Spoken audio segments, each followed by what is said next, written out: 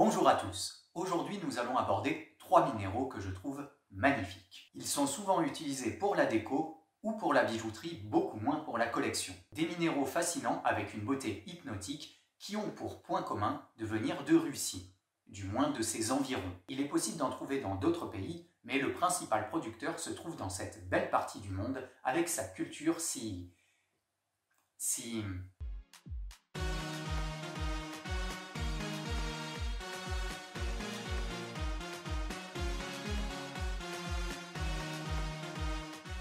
Aujourd'hui, donc, je vais vous présenter la séraphinite, le dialyte et la charoïte.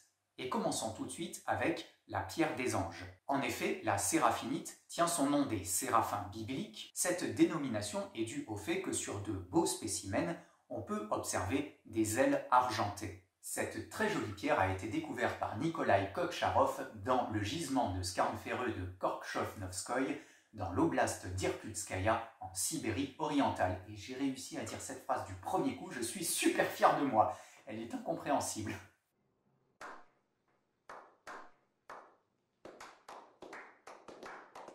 En gros, on trouve la séraphinite ici. C'est quand même plus simple visuellement. Et les skarnes ferreux, ce sont des roches métamorphiques, donc qui ont subi des fortes compressions et des températures très élevées, et celles-ci riches en fer. D'ailleurs, qu'est-ce que la séraphinite? C'est une forme particulière de clinochlore, un minéral lui-même dans la famille des chlorites. Comme c'est un peu flou, on va partir dans l'autre sens pour que vous visualisiez bien. Le mica. Je pense que vous voyez à quoi ça ressemble. Prenons un voisin du mica de par sa structure et ses caractéristiques physiques, chimiques et optiques, la chlorite. Un minéral d'aluminium et de silice avec des traces de fer ou de magnésium. Parmi les chlorites, on peut retrouver plusieurs sous-minéraux, pas très connus, le plus connu étant le clinochlore. Voici la composition des clinochlores.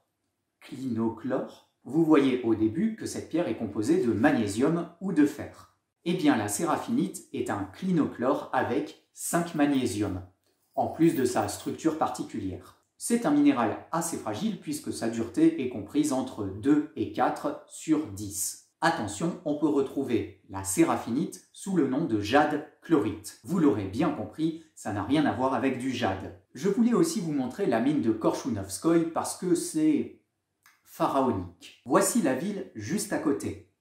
Et voici la mine. Ça fait peur. Ça fait peur parce que ce que vous voyez n'est qu'un seul des cratères d'exploitation. Ah oui, parce qu'il y en a plusieurs. Je vous laisse admirer la vue aérienne. Et s'il y a des trypophobes, je vous conseille de tourner le regard. Au début, j'ai pensé à des lacs, mais les formes sont parfaitement rondes. Alors, je ne suis pas sûr de moi, mais vu la répartition et la forme bien circulaire, je pense que tout ce que vous voyez, ce sont des mines en activité ou abandonnées. Bon, j'ai plombé l'ambiance, j'en ai bien conscience. Donc on va tout de suite rebondir sur un autre minéral, le dialyte. On peut trouver le dialyte en Norvège, au Canada, aux États-Unis, dans l'Arkansas, au Groenland, en gros dans tout l'hémisphère nord de notre planète. On peut trouver des cristaux bien formés de dialyte au Canada, mais généralement ce que vous trouvez est taillé en cabochon pour la bijouterie et provient de Russie. Plus précisément à 2 endroits, les massifs de Lovodzero, c'est très joli, et les monts Kibini. Au passage, sachez que le dialyte est un minéral génial que vous pouvez aller chercher sous une aurore boréale, que ce soit en Norvège, au Groenland ou au mont Kibini. Au top!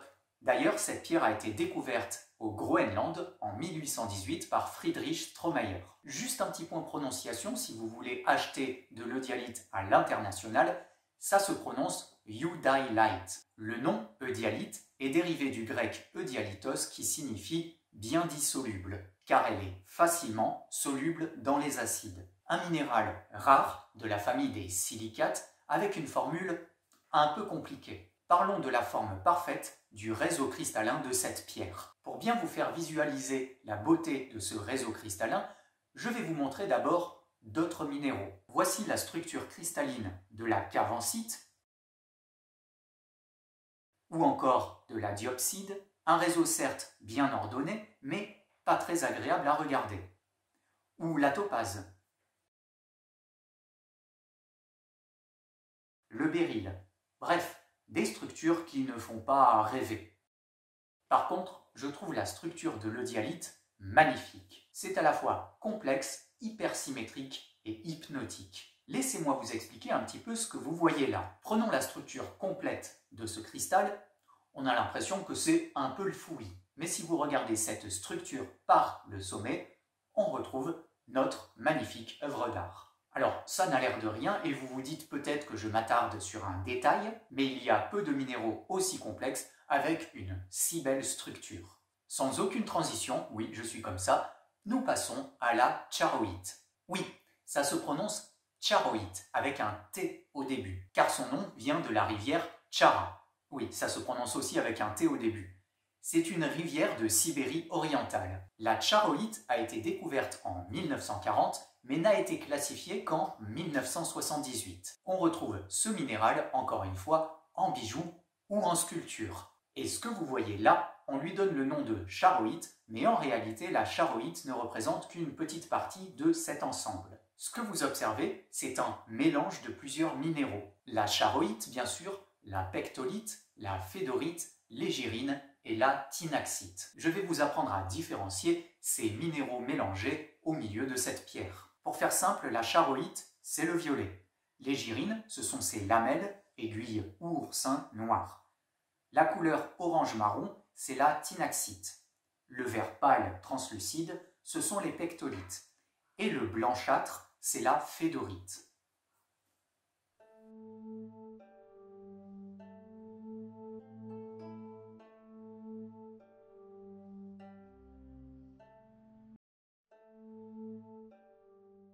C'est important de connaître ceci car on oublie trop souvent que la charoïte qu'on voit dans le commerce n'est qu'un ensemble de ces 5 minéraux. C'est l'assemblage de toutes ces teintes et ces structures qui donne toute sa beauté à la charoïte. À proprement parler, qu'est-ce que la charoïte si on se concentre sur le minéral violet? Déjà, je ne peux pas m'empêcher de vous montrer sa formule chimique qui est un des records dans le monde minéral. Nom de Dieu que c'est long.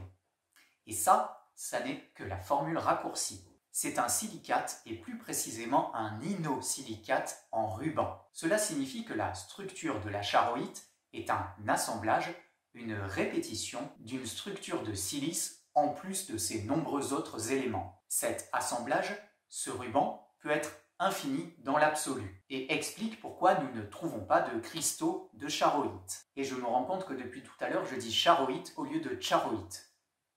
Ouais, tu me fais pitié. Bonne route. Bref, pas de cristaux, mais plutôt des fibres, comme on peut en retrouver dans d'autres minéraux de la famille des inosilicates, comme par exemple les amiantes. En bref, un assemblage de fibres complexes avec beaucoup d'éléments composant ces fibres. Et puis, bien sûr, un joli mélange avec d'autres minéralisations. Voici donc notre charoïte telle que nous la connaissons. Voilà, nous avons fait le tour de nos 3 minéraux. J'espère que vous appréciez le fait de regrouper des minéraux en fonction de leur provenance. On pourrait refaire cela par exemple avec les minéraux hindous comme la cavancite, l'apophyllite, la stilbite et le landite. Si vous avez apprécié cette vidéo, n'hésitez pas à me soutenir en partageant. Vous pouvez toujours continuer à me soutenir grâce à la cagnotte de la chaîne. Le lien est en description comme d'habitude. N'hésitez pas à poser vos questions dans l'espace commentaire et en attendant une prochaine vidéo, portez-vous bien et à bientôt pour de nouvelles découvertes.